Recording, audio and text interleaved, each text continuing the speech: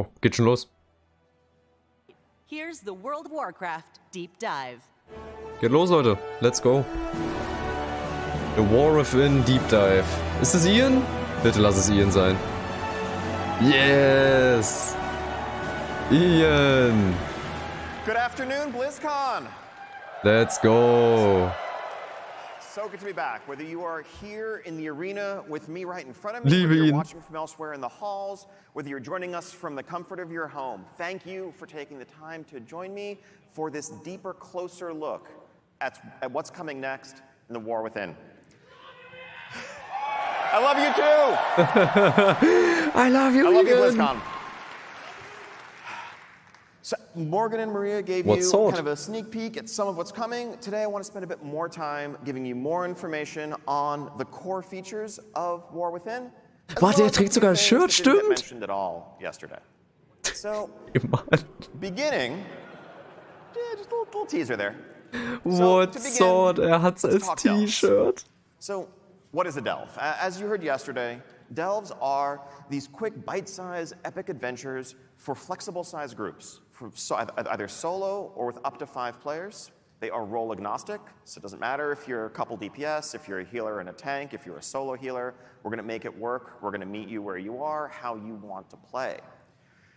Delves are a new endgame pillar. This is a permanent addition to World of Warcraft going forward. Ach, Endgame dann auch sogar. Kind of a capstone to the outdoor world experience. We've had dungeons, we've had raids, we've had organized PvP, and I think we've had some stuff for outdoor world players to dabble in. But if you wanted progression, if you wanted goals, if you wanted a deeper, more structured experience, frankly, we were letting you down. We want to change that. That's what delves represent in World of Warcraft. Okay. Ja, ist ja solo machbar, aber auch mit anderen.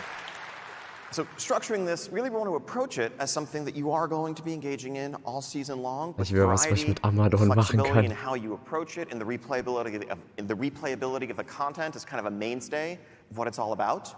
But also want to build in progression. And I think if you're an outdoor world focused player, a lot of the time it's just about kind of spending your time doing a thing, going to a place, completing an event, but there aren't necessarily goals to work towards. There aren't necessarily reasons to be excited about getting an item upgrade because it's going to let you do something you haven't been able to do before. A difficulty progression built into delves is going to enable us to offer that. Now, there's a lot of lessons we've learned over the years from building this type of content, whether it was Torghast in Shadowlands, Island Expeditions, scenarios, you can throw in horrific visions in that list. We've learned a lot about how to tune these sorts of experiences, how to design them for flexible scaling groups of different sizes, of different role compositions, about what's fun and what isn't. But we've also learned, based on your feedback, about what not to do in some cases, in terms of how we structure it, how we present it. I think a key aspect of saying this is an endgame pillar is that it's an offering in parallel to the others, to dungeons, to raids. Stimmt, das Gear soll ja auch recht hoch sein. If this is your type of gameplay, we're there for you, and we want this to be as deep as you want it to be. If you're happy running Mythic Plus and you just want to focus on that, we're not looking to add another item to the checklist of things you feel you have to do to compete. It's an alternative. Unlike Torghast, which is something that we did kind of say, everyone has to do this, whether you like it or not, whether you'd rather do something else or not. That gets back to some of the philosophies that Morgan touched on yesterday and how we're approaching designing and evolving World of Warcraft. We want to meet you where you are. We want to respect your time. We want to offer you the ability to choose how you want to spend that time each day, each night in Azeroth. Ja, immer mehr Möglichkeiten, an Gear zu kommen, ne? So in terms of the character of delves and what a specific one will be like, the vibe here is about unraveling mysteries, it's about exploring, it's about feeling like an extension, a seamless extension of the outdoor world experience. These are not dungeons. Every dungeon is ultimately about killing a series of bosses or boss-like encounters, and the dungeon is over when you kill the final baddest boss at the end of the dungeon. And that's kind of the structure that they all have to conform to. As much as we try to vary the formula a bit, that's pretty much what they're going to be. In the outdoor world, things are a bit different. We can, break some more of the rules. And really, at the end of the day, the one consistent thing about delves is that they're all going to end with a room full of treasure.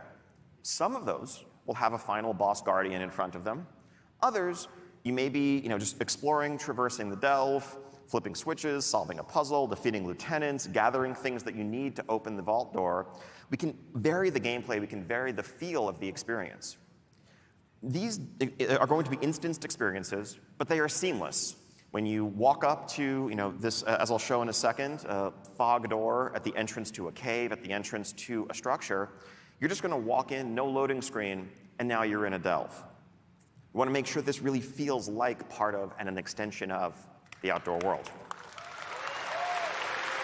Hört sich nicht schlecht an, das Feature, weil man es auch fürs Endgame ist. Now, as part of an endgame pillar, that means we're going to tie this into seasons. So, as well as a narrative progression over the course of a given season, there will be increasing rewards, increasing difficulty, and a change of pace, whether you're in Season 1 of War Within, Season 2, and so forth. Part of that is going to be the NPC companion that will be accompanying you on your adventures. The Season 1 companion, as we mentioned yesterday, is our good friend, Bran Bronzebeard. Und Bran kommt ja auch mit. What does this mean? So, ich muss mal ganz kurz AFK. Ich hoffe, ich verpasse nichts. One, it's definitely a narrative hook. It gives us a chance to help give context for your adventures, kind of narrate what you're going through. But also, it's a chance to kind of play with the mechanics and complement your playstyle. As Bran adventures with you, you might find some gear for Bran. You might be able to gear Bran up. You'll be able to spec him and customize his abilities to complement what you or your friends are bringing to the group, whether you want more survivability, whether you want help with someone to tank, whether you want more control. This can help us balance the experience as well and give you another vector for your progression over the course of the journey. Now, I know this has kind of been very high level. I want to just give a couple of specific examples, just kind of a day in the life of someone jumping into delves in War Within. So let's say you are casually journeying across the Isle of Dorne and its pastoral beauty, and you come across this structure with that fog door set into it, and you decide to venture in. So as you venture in, you are, as I mentioned, seamlessly in the delve, and you will find, just huddled inside the entrance, a group of expedition scouts who have come to this place. They've heard reports of great secrets, great treasures, powerful relics stored within, but they've been unable to proceed further. Because, they tell you, and Bran is among them, mind you, they tell you, this place, there's an unnatural, there's a disturbing darkness that has settled over this entire vault, and we can't proceed.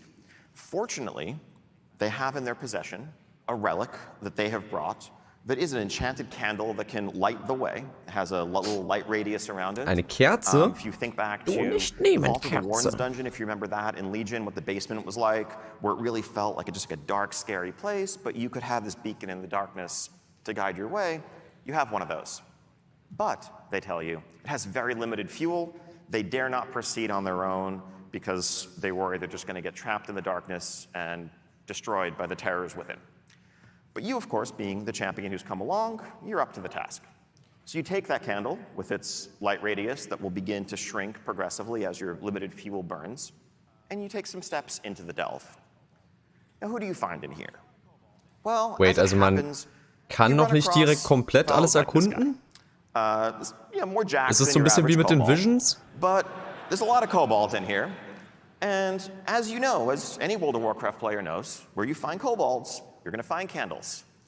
And this guy's going to put up a fight, but it being World of Warcraft and all, you're going to take his candle. Der ist einfach and fucking you're going to take shredded, the man. candles of his allies and his brethren.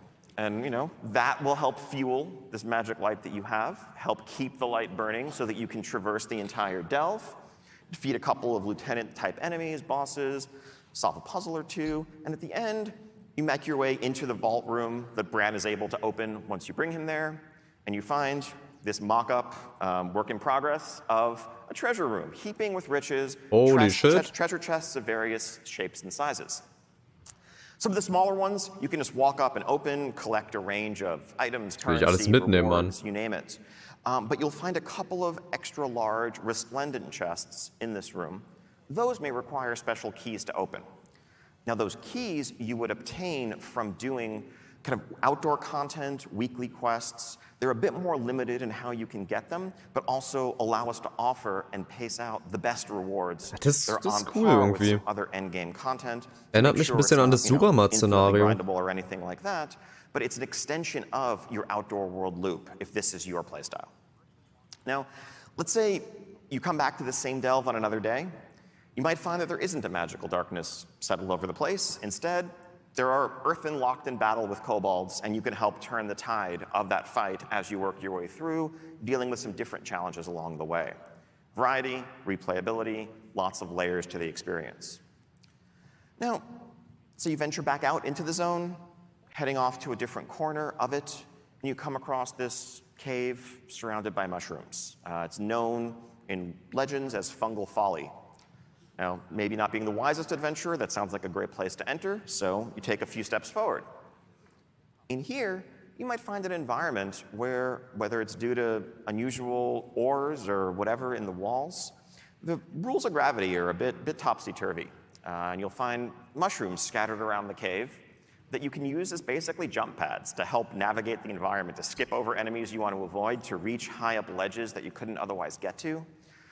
You're starting to get the idea, like, this is more the world as toy vibe that we try to play with when we're creating outdoor events, outdoor spaces. These are not mechanics you'd necessarily find in a dungeon, but I think the team really is unshackled, is freed to explore a much wider array of gameplay when we're building delves.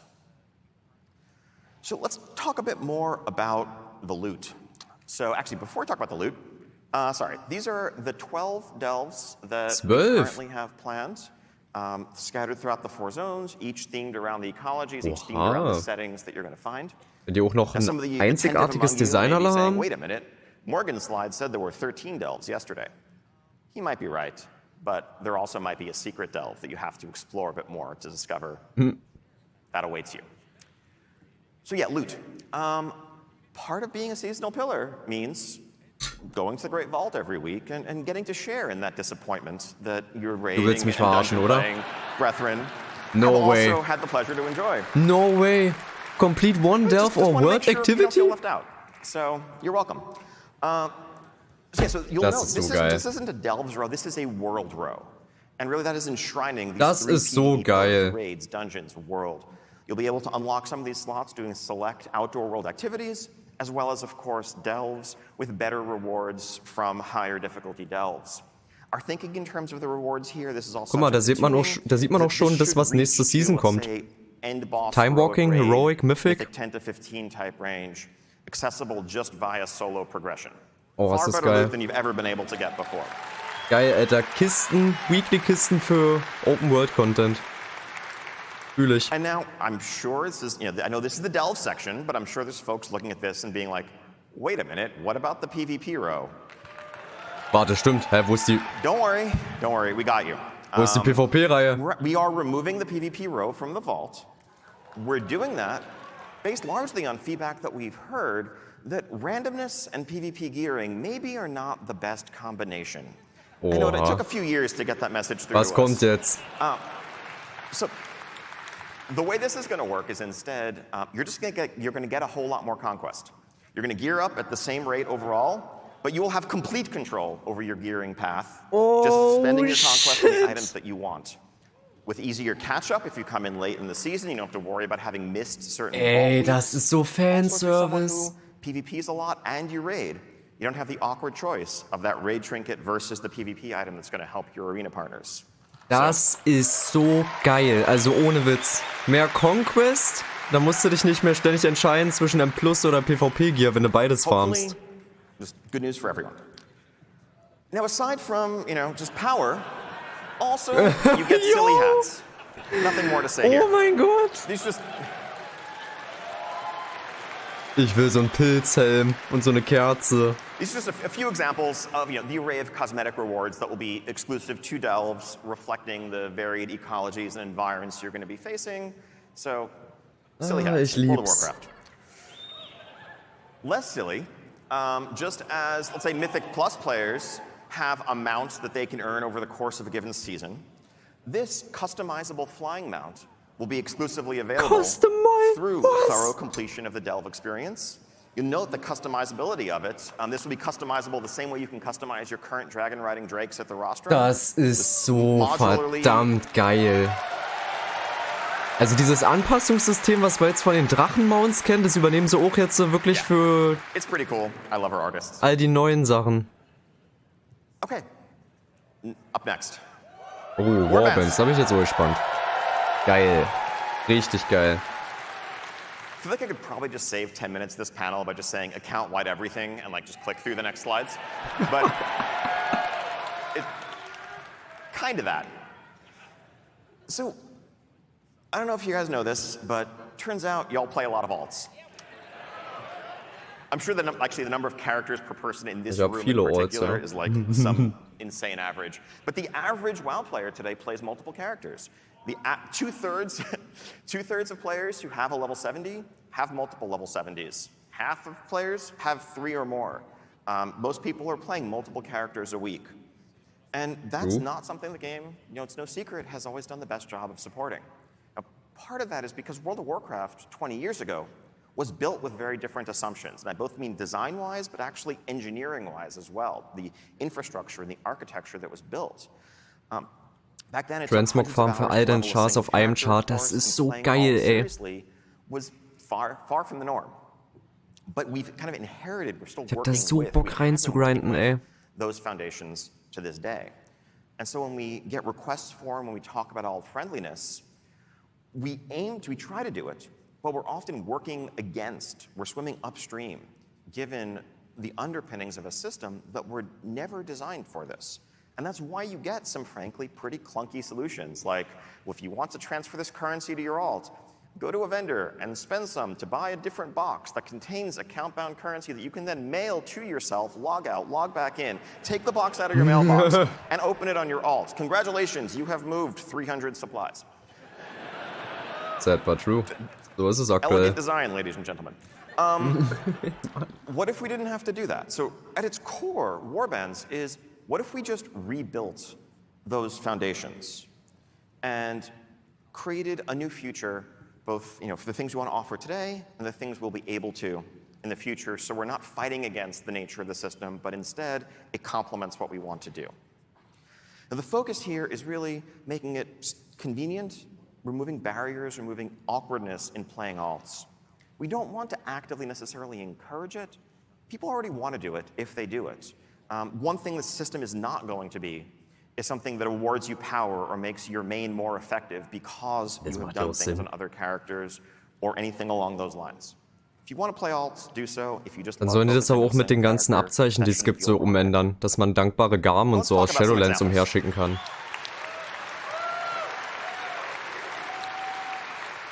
What? Okay, so I'm going to run through these pretty quickly. They're mostly fairly straightforward. It's a bank. It's an account-wide bank. Oh, das ist so geil, ey. Es wurde aber auch Zeit. You also might notice, and so this is giant, lots of storage, extra tabs that can be purchased on the right-hand side, so multiple tabs of these. You can organize them as you want. The very observant, the eagle-eyed, will notice a little checkbox mentioning reagents. If you deposit reagents here, you can craft from the account-wide storage on any of your characters. Ich lieb's, ey. Next up, maybe a little new thing. Something that you might put in this account-wide storage are the ability we will now have to create war-bound items that are war-bound until equipped. You might get an item that you can't sell in the auction house or trade, but that you can give to any of your other characters for their use. Das ist gut. Now, these items would drop as bonus personal loot from doing a variety of content. They would drop at a slightly lower item level than what that content would normally give you. Again, we want to make sure the right way to play is not, playing on multiple characters to funnel loot to your main to gear up your main faster, but just easy potential hand-me-downs, ways of getting an alt caught up, maybe even an excuse to level an alt if you get a really cool item for a class that you Noch mehr Platz, größere Taschen wären nice. So just an extra layer here, hopefully making it easier than ever to progress, to accomplish your goals on multiple characters. All right, now quick rundown of some of the other integrations we have planned. Transmog. Transmog has always been, it's been for a long time an account-wide collection. Key thing here now that really it is being acquired by your warband. That means that now if you were running, let's say, Ulduar on your mage and a pair of plate shoulders drop, you can still add those plate shoulders to your warband collection. Wie gesagt, mein Magier hat die Garrosh-Schultern bekommen. Bekomme ich die dann als Vorlage mit der nächsten Erweiterung? Ich habe die noch auf meiner Bank liegen. If you log on your warrior can equip them, you're good to go. Hopefully you don't need to feel like you need to reform. Ey, wenn ich jetzt schon theoretisch die Garrosh-Schultern habe, das wäre zu geil mit dem Magier. Reputations, again, fairly straightforward. In War Within, reputations and renowns will work account-wide. We want to make this as retroactive as possible. That will take some work over time. We're probably going to start with Dragonflight renowns as a focus and a priority and work our way backwards. But going forward, we want progress earned on reputations to not really matter. Okay, also sie werden es für die älteren Fraktionen da nach und nach freischalten, denke ich. If you've gained access to some perk or some recipe, having to re-earn it, not terribly compelling. Und überleg mal, du musst dann auch, glaube ich, gar nicht mehr die Fraktionen mit mehreren Chars farmen. Die Rezepte und die ganzen Sachen. Is it terribly compelling to have to go back to a spot that you've already been to in multiple characters just to learn a flight path for the 4th time? No. If you have a flight path network unlocked, you have that unlocked across your warband going forward. Alter, so viel Quality of Life schon wieder. And here's an example of something new, just delves. An example of how having this as a foundation means that we can build new systems to inherently work at an account-wide level, just kind of as part of their DNA. As you are advancing Bran as a companion, as you are empowering him, as you're customizing him, again, logging on to a different character and going back to having a weaker Bran that doesn't offer the tools that you've grown accustomed to, that's more frustrating than fun to re-earn those things. Let's make that progression inherently warband level, inherently account-wide.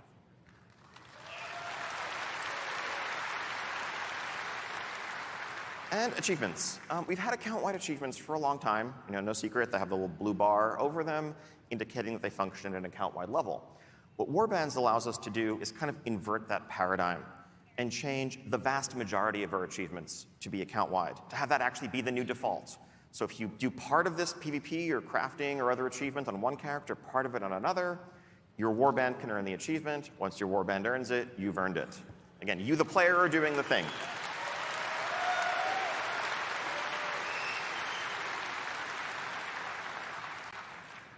Oh yeah, and then this. Holy shit. Ist das so ein eigenes Menü dann? To kind of signal this shift up front, there's no mechanical functionality here, but just in terms of presentation. Einfach dieses neue Charaktermenü. Multiple characters is a selection of your favorite characters huddled around a campfire or another setting. You'll still have your full list accessible, Wie geil ist but we want to das? make it clear that you, the player, have this cast of characters. That if you want to dress them all up in consistent transmogs, go wild. One thing you might note here, if you're very eagle-eyed, also by the way, if you're very eagle-eyed, don't read too much into things like the evoker wearing leather. It's internal mock-ups. We're not changing anything crazy there. Sorry. But you will note that the evoker is level 13. That's going to be a thing that's possible because they'll start at level 10. But because Dragonflight's going to be the new leveling expansion, by the way, going forward. War klar. One thing you might notice is there isn't really much here about realm selection. Warbands are a realm-agnostic, faction-agnostic feature. You will just see all your characters here. If they're on different servers, we'll make it clear that they're on different servers. But you shouldn't have to go to the change realm screen and swap around. They're just all here. Krass, ey.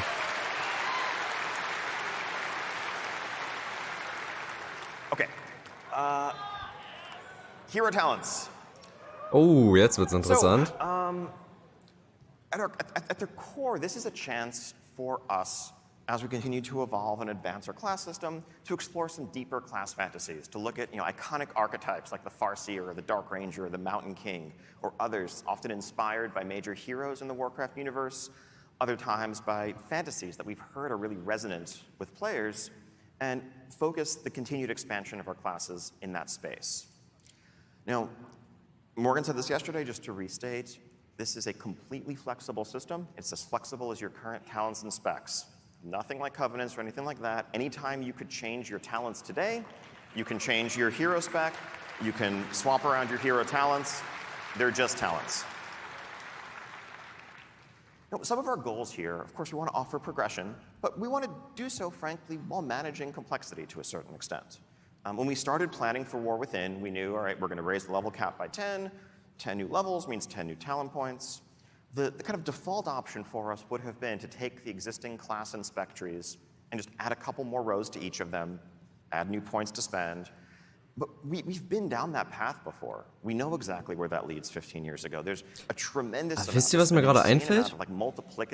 Dann werden sich doch jetzt die aktuellen Talentbäume auch gar nicht mehr verändern, großartig, oder? And it also destroys some carefully constructed choices that are really successful that we've just built up in Dragonflight today, where you can't quite have all of these things and need to, pick one or the other. Jetzt kommen ja nur die neuen Heldentalente dazu, mehr ist es ja nicht. So this approach allows us to both explore deeper class fantasy while focusing the decision space in a way that offers power without that excessive complexity.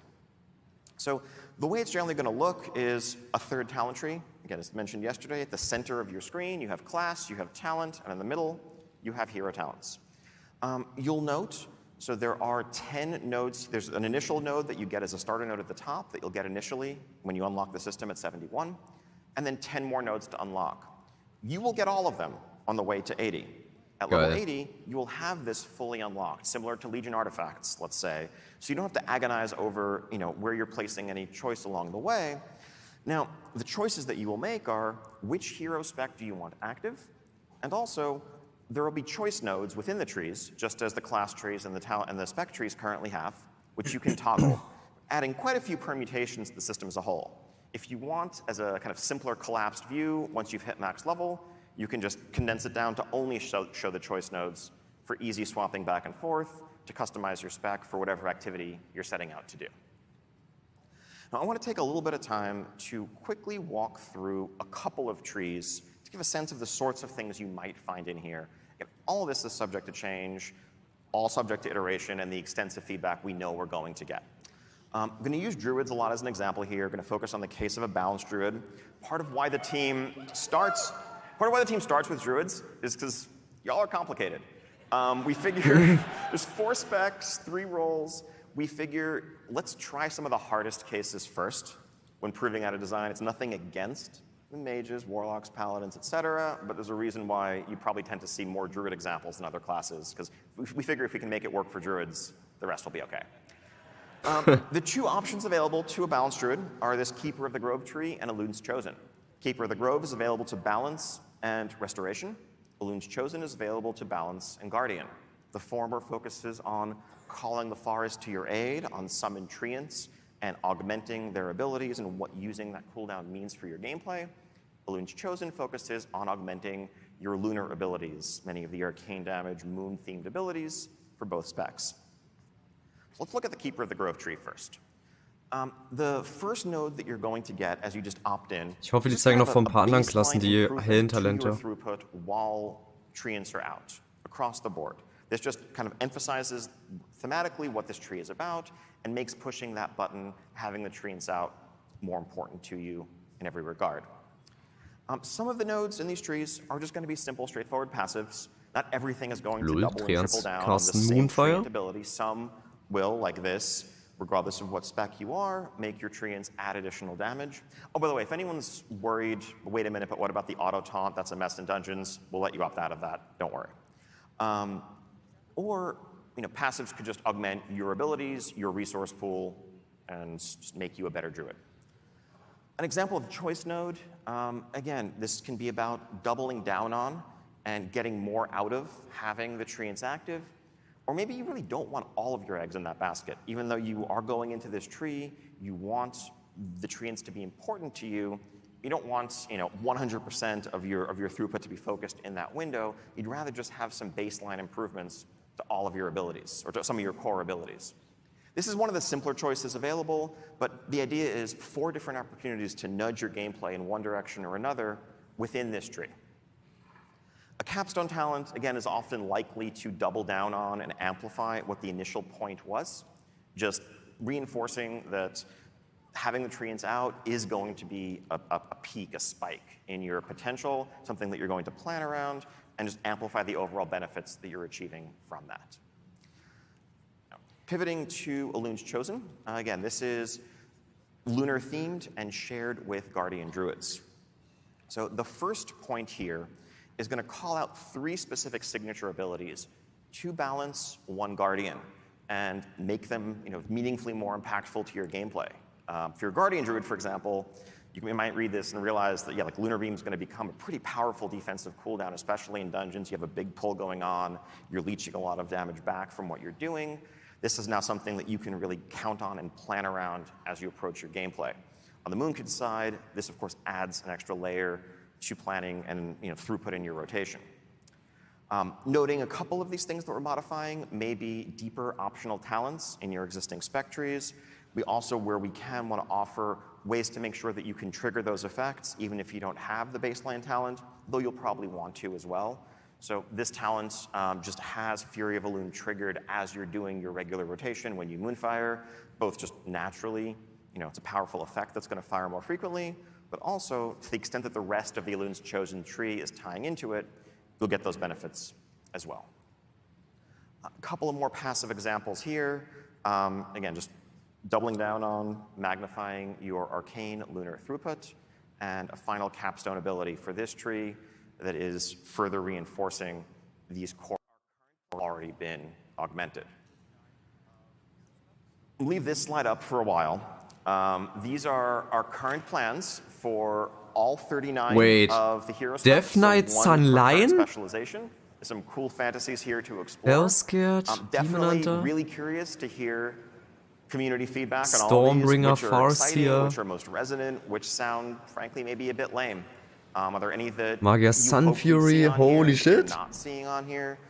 We are, well underway building Shadow these out. Pan, But it's Alter, definitely wie early geil, enough for us to Templar, pivot on a lot of these, if there's something the community is really excited about. Sentinel, Pack More like Leader, Dark triple Ranger, super underscore. Alter. The example talents I just gave are So geil. work in progress, very subject to change.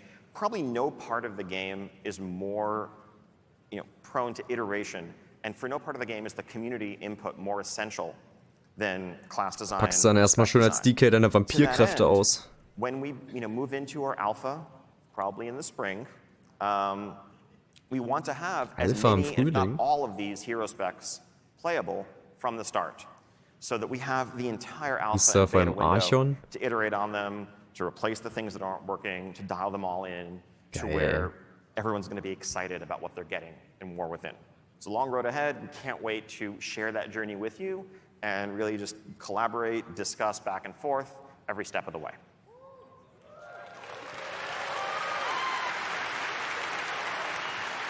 Sehr schön. Ich hoffe halt wirklich, dass sich dadurch auch die jetzigen Talentbäume kaum verändern. Some you haven't. First off, Aladris, you get to be an Earthen. Awesome blinged out dwarves, or maybe not so blinged out if you want to customize them differently. These are going to be earned just by playing through the War Within campaign fully. There's no rep to grind here. Nur die nothing else Story? beyond that. It's, What? Geil, Mann. Ich hab Bock auf so einen Irdenen-Zwerg. You are meeting the Earthen as, it's a first contact in essence. You're going to learn about the nature of their problems, the nature of their culture. You're going to work with them to overcome those problems, win their trust. And at the end of that journey, it will make sense. It will be a natural next step for them to lend you their aid and join you as either Horde or Alliance. So yes, Horde Dwarves. Neutrales Volk, let's go. Horde bekommt Zwerge. We haven't yet finalized what the racial abilities are going to be, but the available classes, 10 out of the 13 available classes. Everything but Druid, Demon Hunter, and Evoker. Now on the right side here, you see a concept of the Heritage Armor you'll be able to earn from leveling your Earthen to max level. Boah, ich glaube, ich würde einfach so einen Krieger oder Paler machen. Right. Dynamic Flight. Dragon Riding is here to stay. Fuck. Let's go. So it was obvious very early on in Dragonflight, probably before Dragonflight even released in beta, that we could never go back to how it used to be. Honestly, we hoped that would be the outcome. We hoped the feedback would be, this is so awesome, we just want this to be how flying works forever. But we immediately began, making plans for what that would mean, because it's the only way to go. And so, yeah, dragon riding is going to become the default, no longer just dragons, but dynamic flight now in War Within Mit einer and Wolkenschlange beyond. so rumfliegen We können. want to make sure. Oh, weird. I meant to have 2 mounts here, but I only see ashes. Yo. Anyway, Aber noch im Trailer gesehen. the key point being, we want to expand this to the broader array of mounts that you have available. I think the only downside of dragon riding So as geil. it exists today is that you don't have much reason to use so many of the mounts that are your favorites visually, aesthetically, that you've earned and done so much to collect. You want to make sure that as much of your collection is viable as possible. So not every single flying mount is going to be able to support dynamic flight. There's some animation logistics to work with there. Die Frage ist, kannst du auf dem neuen Kontinent direkt vom Beginn anfliegen? Of mounts being able to just fly the way you've always, enjoyed with your dragons. Klatschen schon alle, ich seh nix. And just to clarify, this is the future of flying. So everywhere that you can fly today, you will be able to dynamically fly or dragon ride. Überall hat what? In fact, not Überall? just in the War Within. A little sneak peek, I think in our upcoming 10.2.5 update, you'll be able to dragon ride in Eastern Kingdoms, Kalimdor, Northrend, Outland, you name it. Oh, Alter. So geil. We also understand there are some folks, for accessibility reasons, personal preference reasons, maybe you just like being able to AFK in midair, that dragon riding isn't your favorite. We don't want to take anything away. We want to let all these mounts that can currently do the old school flying mode toggle between dragon riding or let's call it TBC flying. Wir kriegen ja auch noch die ganzen Rennen. In Schermwild, Nortend, Pandaria, Verehrte Inseln, das kommt ja alles noch.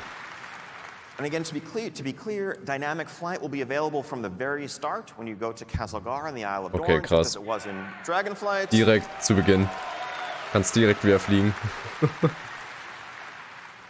Old school TBC flying, Pathfinder style, will not be available right away, but it will be unlocked shortly after reaching max level with no reputation grind requirements. Just play through the campaign, explore the continents, then you can fly that way as well. The existing dragon riding glyph system in the Dragon Isles, we want to pivot that to a bit more of something that's evergreen. Some of those unlocked traits may change to only work within the Dragon Isles. Others that are more essential to just the experience feeling good, like vigor increases, regenerates, the active abilities, are just going to be things that you will inherently get as you earn dynamic flight and level up naturally. We don't want down the line players to feel like they have to go back to an old expansion and fly around and collect a bunch of glyphs just to be able to explore the new expansion. And in that vein, this is going to be the new default for leveling players. I mentioned earlier, when War Within comes out, instead of BFA, Dragonflight will be the new Das konnte ich mir schon denken. Neue Spieler fangen dann mit Dragonflight an. And so you're going to get dragon riding very early in that experience. As you just level up, gain player levels, you will improve your flight ability and get all the vigor perks. Dragonflight kommt dann auch mit in die Chromi-Zeit, ne? And that's just going to be how the game works as a baseline. This is what flight is now. Wie sich freut. Don't worry, PvPers, we haven't forgot you. This is long overdue. We should have been doing this. Neues So Schlachtfeld. there's a new battleground coming in War Within. It is a 10v10 map set in the Ringing Deeps.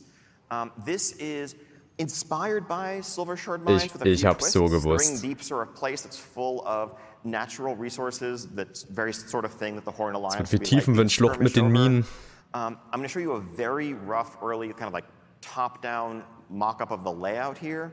The idea is, unlike Silver Shard Mines, which is radial symmetry, this is more, mirrored and reflects the two sides trying to both push their own minecarts to collect resources while also fighting over a pivotal central control point that's going to change the outcome and the momentum of the match.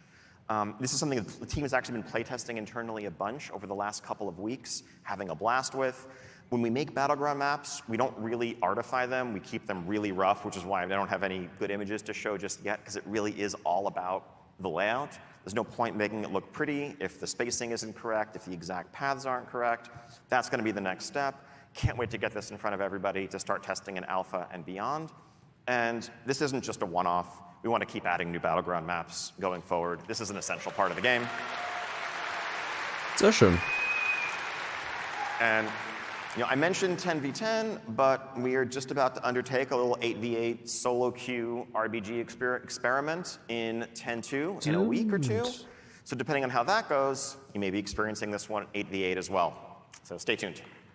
Stimmt, die wollen ja jetzt auch random BGs verfügbar machen. Otherwise, we have a few ongoing interface updates that we're continuing to work on. Rated in RBGs. Dragonflight, we overhauled the HUD, the action bars, the unit frames, the baseline UI experience.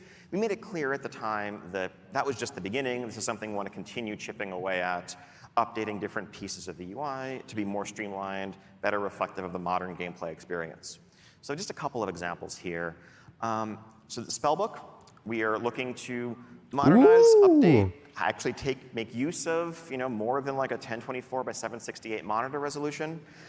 Sick, Alter. Ideally, you're not going to have to Sieht clean flip aus, through multiple Mann. pages to find some ability that's not on your action bars. Also, we're combining Das sieht this with our fucking talent clean screen. If you look aus. at the tabs at the bottom, you have spec, talents, and spells all in one place. So it's kind of a one-stop shop for all the things that your character has available, rather than having two separate windows that you need to move between.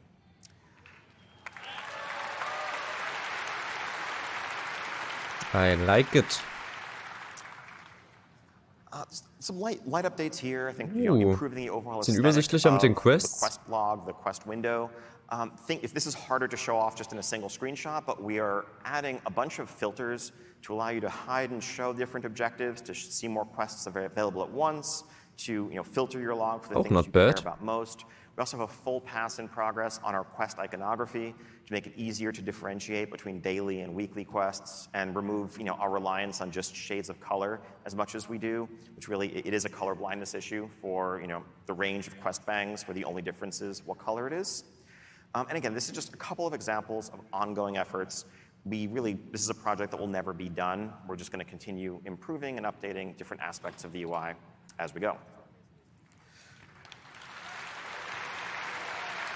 Oha.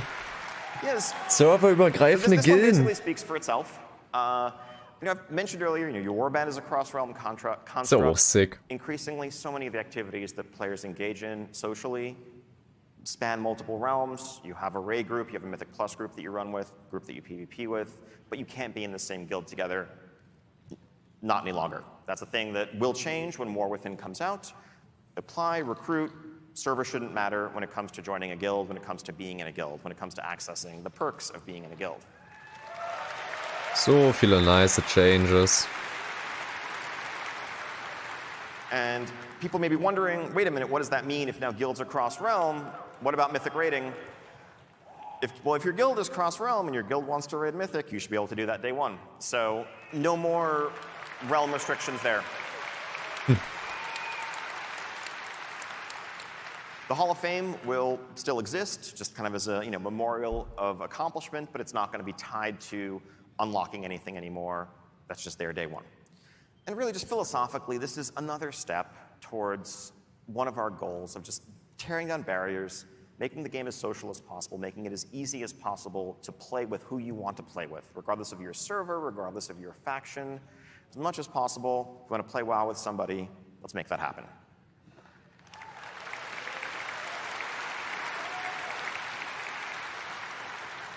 All right, so that brings us to the end of this whirlwind tour / deep dive of War Within features. I know there's still a bunch of questions, a bunch more information to share. Can't wait to do that in the coming days and weeks. But to begin, I'd like to invite everybody, if you have questions, if you're here at BlizzCon, go to the Darkmoon Fair in Hall D. You can drop off questions there. If you're just go Who's the red shirt online, guy? you can go to the WoW or WoW Classic subreddits or our official forums and either ask your questions there or upvote others. This coming week, when we get back to the office, we're going to huddle, review the top questions, and record streams Reddit. For both Classic and for War Within, addressing the top questions to try to get as much information out there as possible. So, Nice.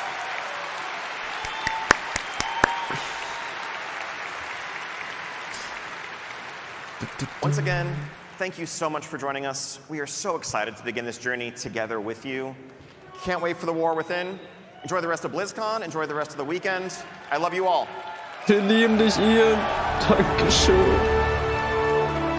Ciao.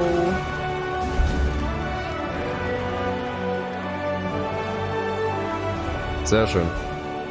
Social Life für die nächsten 6 Jahre auch wieder gecancelt. Oh Mann.